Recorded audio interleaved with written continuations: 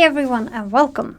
The reason I'm talking about this, learning in praxis, here in the middle of the theory videos, is that a lot of this goes into cognitivism, so it makes sense to have it in relation to that. I will also touch upon and explain concepts that are relevant in later videos. In this video, I will talk about things that I think are very important to have a basic understanding about when working with teaching or just to understand your own learning as well. In the video about cognitivism, we talked about memory, the long-term memory, the storage where we store things in schemas, the working memory with its slots, and now we will go a bit deeper into this. The long-term memory can actually be divided into two main systems, explicit and implicit memory. As you might remember, I talked about how schemas can be for things like information, like what is a role-playing game, or behaviors like rolling dice. Explicit memories are like the schemas for role-playing games. They are memories that are consciously available, like facts, specific events in time, or personal memories. Implicit memories are things that you can do without active thought, like movement of the body, using objects and associations, and it also includes classical conditioning, remember? Here we find things like the schema for rolling dice. When we learn these types of skills that relate to implicit memories, we usually need to break them up into smaller pieces first, and then the more we practice, the less effort that they will take. For example, if you for a LARP tries to learn how to fight with foam swords, so-called buffer fighting, it is very hard in the start. You need to think about exactly how you stand, and how you move, and how to even hold the sword. But the more you do it, the easier it gets, and after a while, you can do it without even thinking about it, and instead focusing on your opponents and your surroundings. It becomes automated. This also includes things like simple multiplications or recognizing words. But how big is our long-term memory then? Well, we haven't found a stop yet. But if that is the case, then why do we forget things? Well, maybe we don't. Studies have shown that when we think we have forgotten something totally, it takes a shorter amount of time to relearn it than it did the first time we got the material presented. And this indicates that we actually don't forget it once we learned it. And if we learn something and then forget it and then relearns it, it actually gets encoded stronger. The working memory. Here we have cognitive load. The amount of information that the working memory can hold at one time, remember? And we have chunking, the largest unit of information we could recognize. So when chunking, highly practiced schemas actually take less space in the working memory. And if it is automated, it barely takes any space at all. But what then happens when we run out of slots? This is when we get cognitive overload. We are now back to me trying to play Star Wars, the role-playing game, and trying to learn the system. Trying to remember what skills to use, what each of them has as a dice pool, what modifiers there are from my background of artifacts, modifier bonus added by this specific fight, while I'm also trying to figure out what I want to do in this scene and where the story is heading. And here, I have been out of slots for a little while already. This is why a lot of computer games start with very basic skills and then you get to learn as you go. If you got everything at once, you would get cognitive overload and you wouldn't be able to process the information. So to make sure the information you want to get through actually gets through, you need to consider cognitive overload. If you then want to use the Star Wars role-playing game to teach math, the students need to handle all the things I mentioned here, and then also math on top of it. So the risk of cognitive overload gets really high if you're not used to the system. When designing, you need to consider how much new info there is for the players to take in.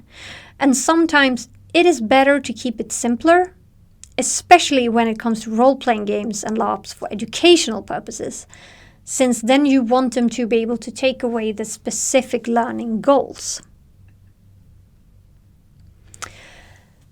Auditory info and visual spatial info is processed in different parts of the working memory.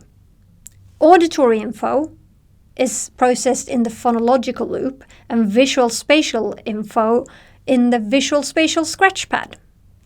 This means that if you have visual information and auditory information together, it takes less space than if you had two pieces of auditory information. If you need to use the same part of the working memory at once, that can quickly lead to cognitive overload. When reading words, they are actually transformed into phonemes and handled by the phonological loop, the auditory part of the working memory. This means that if you have a PowerPoint with a lot of text while also talking, the listeners will either stop reading the text or stop listening to you. Then there might be other reasons to have a lot of text, like being able to only use the PowerPoint without the presenter, or to be able to pause a video without having to listen to the whole presentation.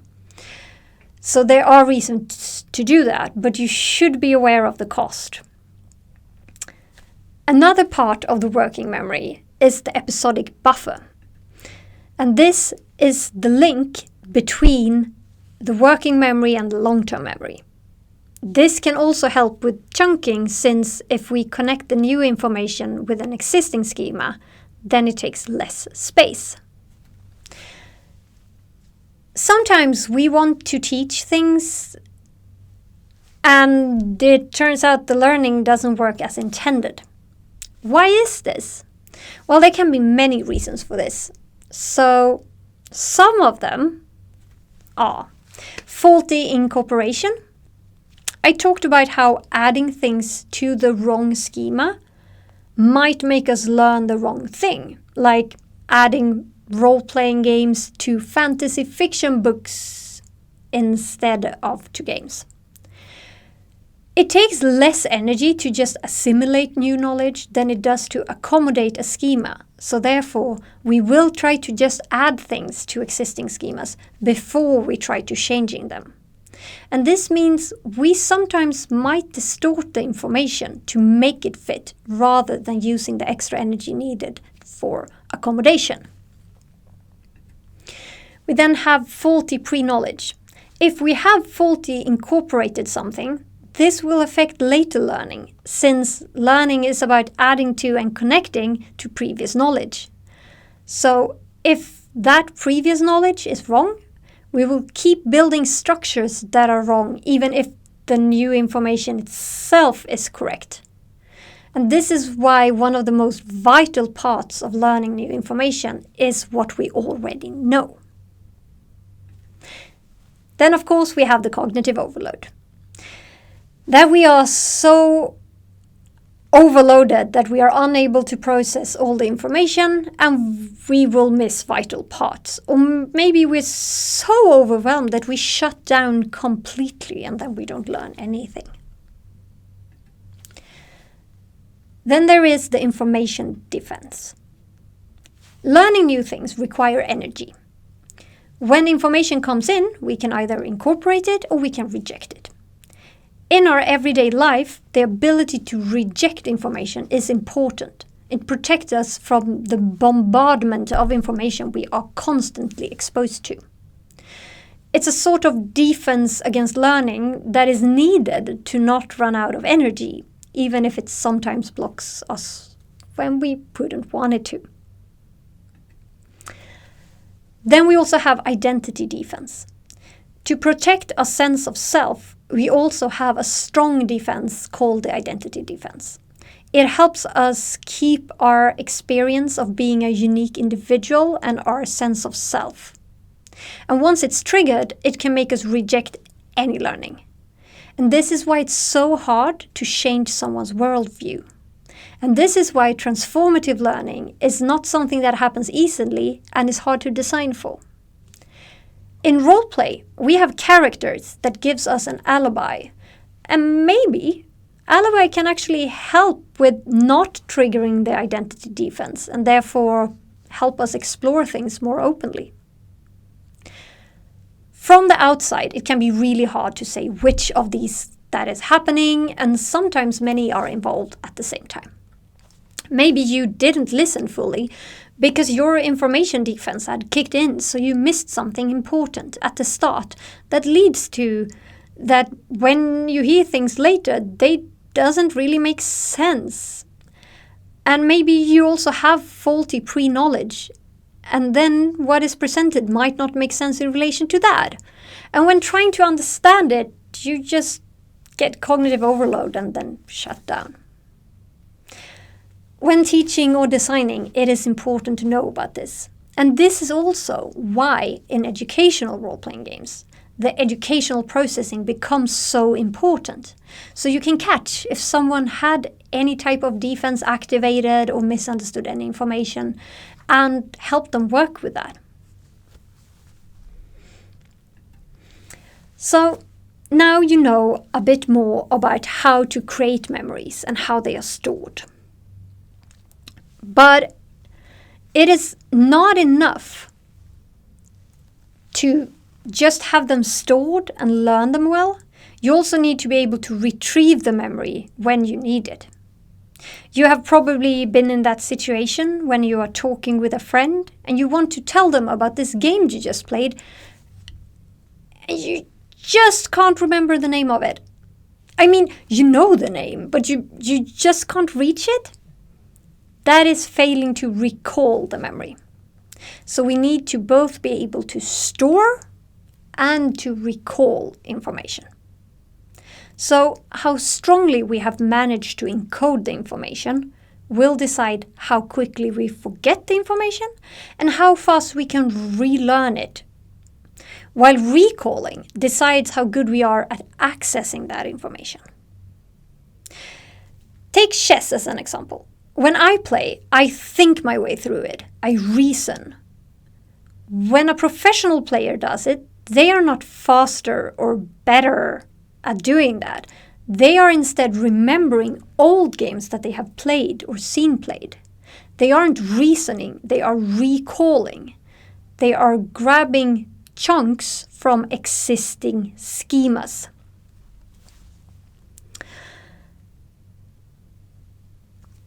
When we learn something, we connect it to the situation we were in when learning it. We create little cues that we connect to the information. And these cues can then help us trigger a memory. Maybe the smell of fire makes you think about LARP, for example. The cues are like little hooks that you can use to latch on to when you're trying to retrieve your memory. The bad thing is that we are usually not very good at retrieving information if we are in a different context from where we learned it. There is a classic example from the study Mathematics in the Streets and in School, where they studied street children and could see how they could do complicated mathematical calculations out on the street in their everyday life. But when they were put in school in a classroom, they couldn't solve the same kind of calculations. And this relates to transfer, to being able to bring and use knowledge from one area to another. And that is something we humans tend to be pretty bad at. And because learning is context dependent, we get a problem with transfer. Within education, we talk about the transfer problem since this is highly relevant for teaching and learning. The silver lining about context dependency is that when you know about it, you can use it. This is called cued dependent learning, And it can help us with memory retrieval.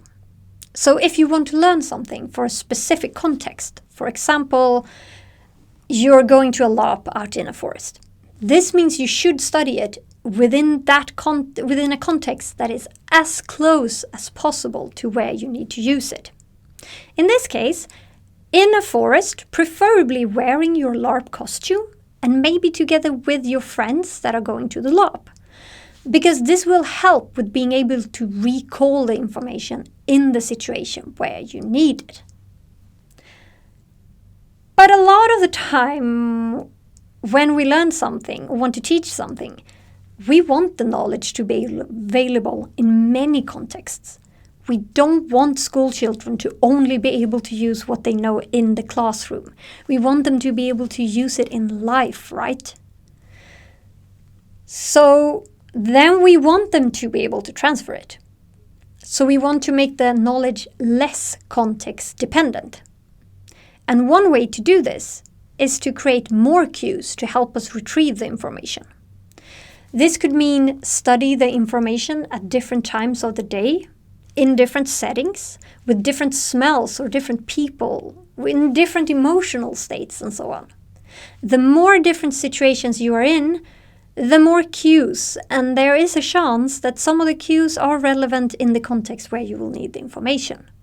So the more cues, the less context dependent the knowledge becomes. And for me, this is super exciting in relation to role-playing games.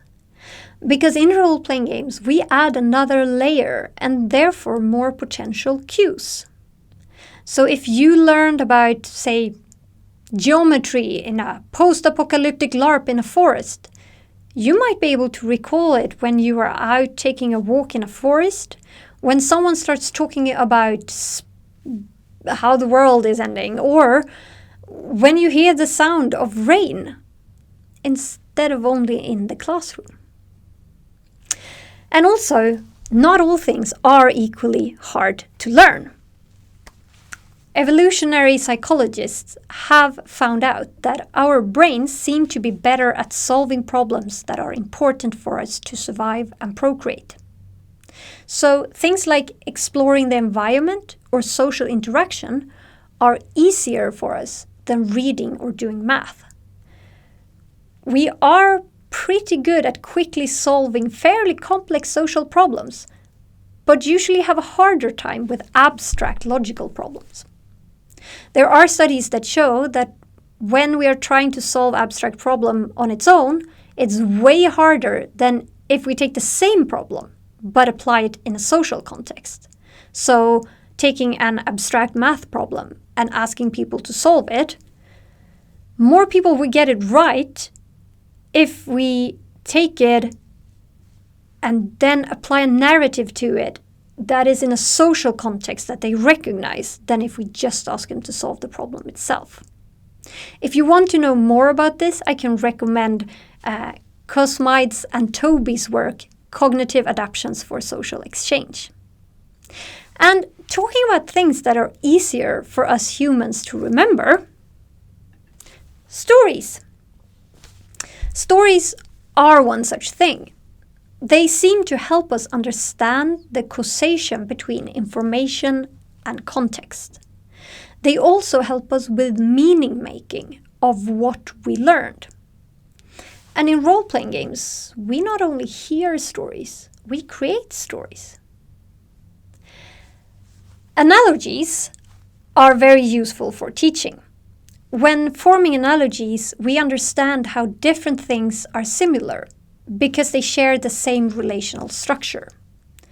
So using existing knowledge as a conceptual scaffold to understand the new information, connecting the new information to the old one and creating connections between existing schemas.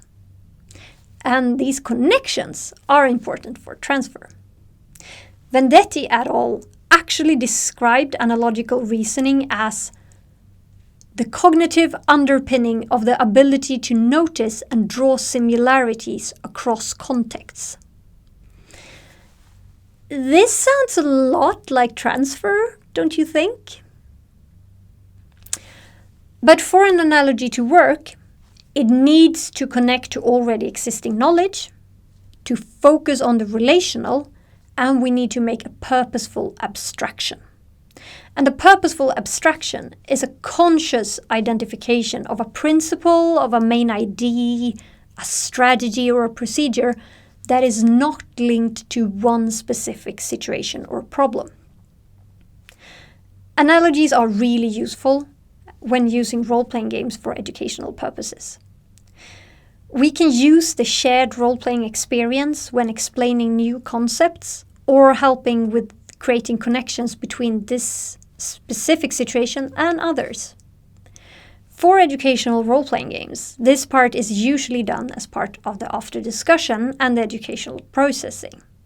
So you could, for example, ask, in this LARP we just played, people in this world were sorted into categories. Can you think of any situations where this happens in our world? And this, once again, highlights why the educational processing is so important. Okay, so we just talked about how stories, analogies, and social settings can help with learning and transfer. And role-playing games are stories.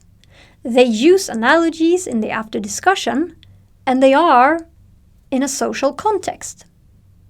For me, it sounds like using role-playing games with the proper facilitated after discussion might be a good match for transfer to happen. And this is something where we need more research in the future to find out if this is true and how we can work even more with it. Okay, now we're going to talk about beginners and experts and how they learn differently. When you have a deep knowledge of a subject, it is easier to see the underlying unifying concepts. An expert can both generalize from and see the specifics in a situation. They have many schemas they can connect and use, and that information is already chunked. For a beginner, generalizing is hard.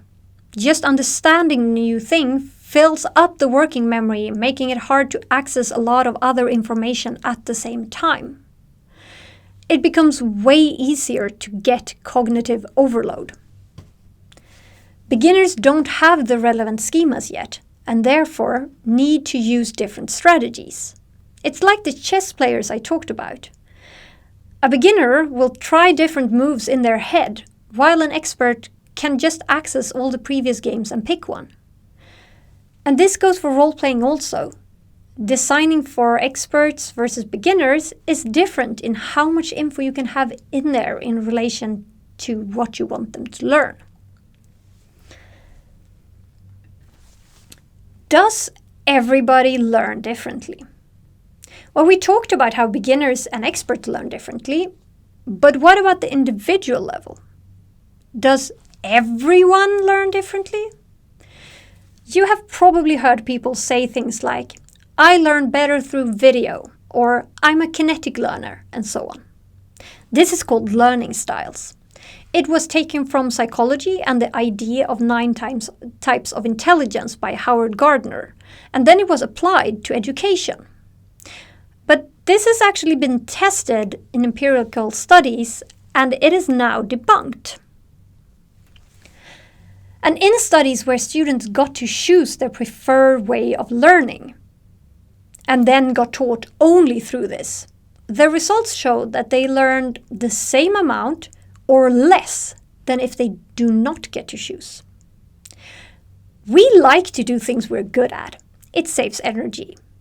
But that it's easy doesn't necessarily mean that you learn a lot, because learning is kind of hard. It takes energy. One could actually say that teaching is more about what you're teaching than whom. The content you want to teach will affect how you teach more than whom you teach. So for example, if you want to teach someone to buffer fight, you wouldn't ask them to read a book about it. You would have them try it out and practice physically. So we need to design our learning experiences so they match the type of content we want to teach. Does this mean that there are no individual differences? Not really. Let me use an analogy. People can have different preferences or needs in relation to food. This doesn't really change the basic nutritional needs that are more or less the same for everyone. And when it comes to learning, there are things that are very general, like what I just talked about with beginners and experts, or that we get cognitive overload. That would be the basic nutritional needs. Then, on an individual level, some methods of teaching work better for some students in certain contexts, and some students have special needs. Just like we have different flavor preferences and some of us have allergies. Individual needs should be taken into account, but these needs will vary depending on many factors, like previous knowledge, what you're trying to teach, the context you are in, or the student's mental state that specific day. Teaching is kind of like game mastering. You can make an overarching plan, and then things will happen that you need to handle on the fly. You might be able to prep for different scenarios, so you have something to fall back on, but you can't predict exactly what will happen. So plan, prep, and learn as many tools as possible so that when you need to improvise, you have those tools to help you. And with that, we are finishing up this video. Here are my references. And thank you for listening. I hope you enjoyed it and learned something new. I'll see you in the next video about constructivism and constructionism.